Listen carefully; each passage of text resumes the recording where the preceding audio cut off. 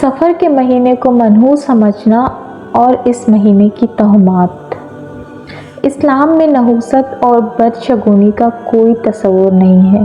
لہٰذا سفر کے مہینے کو منحوس سمجھنا جاہلیت کی رسم ہے۔ مسلمان تو اس کو سفر الخیر اور سفر المظفر سمجھتے ہیں، یعنی خیر اور کامیابی کا مہینہ۔ زمانہ جاہلیت سے لوگ سفر کے مہینے کے بارے میں مختلف قسم کے توہمات کا شکار ہیں، اور آج کے اس ترقی یافتہ دور میں بھی بہت سے مسلمان ماہ سفر کے بارے میں بڑی بدعقیدگی کا شکار ہیں، اور ان کے ذہنوں میں مختلف خیالات جمے ہوئے ہیں، اور جیسے ہی مہینہ شروع ہوتا ہے نادانوں کی جانب سے اس مہینے سے متعلق طرح طرح کی غلط فہمیوں پر مشتمل پیغامات پھیلائے جاتے ہیں۔ ان باطل نظریات و خیالات میں سے سفر کے مہینے کو منحوس سمجھنا بھی ہے۔ آج کل مسلمانوں میں بھی اسلامی تعلیمات کی کمی کی وجہ سے توہم پرستی بہت زیادہ ذہنوں میں جگہ پا چکی ہے، جس کی وجہ سے لوگ سفر کے مہینے کو منحوس سمجھتے ہیں۔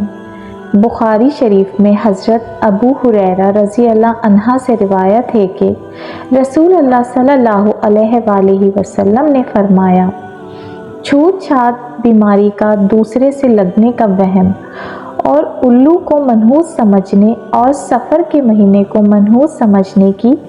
کوئی حقیقت نہیں۔ اس حدیث میں رسول اللہ صلی اللہ علیہ وآلہ وسلم نے بڑے واضح انداز میں ہم پرستی، چھوت چھات اور سفر کے مہینے کو منحوس سمجھنے کی نفی فرمائی ہے، لہٰذا کسی وقت اور زمانے میں کوئی نحوست اور بیماری نہیں ہے۔ بخاری شریف کی ایک روایت میں ہے، حضرت ابو ہریرہ رضی اللہ عنہ سے روایت ہے کہ نبی کریم صلی اللہ علیہ وآلہ وسلم نے فرمایا، اللہ تعالیٰ فرماتے ہیں کہ ابن آدم مجھے تکلیف پہنچاتا ہے، زمانے کو برا بھلا کہتا ہے، حالانکہ میں ہی زمانے کا پیدا کرنے والا ہوں، میرے ہی ہاتھ میں تمام کام ہیں، میں جس طرح چاہتا ہوں رات اور دن کو پھیر دیتا ہوں۔ لہٰذا پتہ چلا کہ نحوست کی اصل وجہ زمانہ غیر نہیں ہے، نہ کوئی دن منحوس ہے اور نہ کوئی مہینہ، بلکہ نحوست کی اصل وجہ انسان کے اپنے برے اعمال ہیں، جیسا کہ سورۃ الشعراء میں اللہ تعالیٰ کا ارشاد ہے، ترجمہ: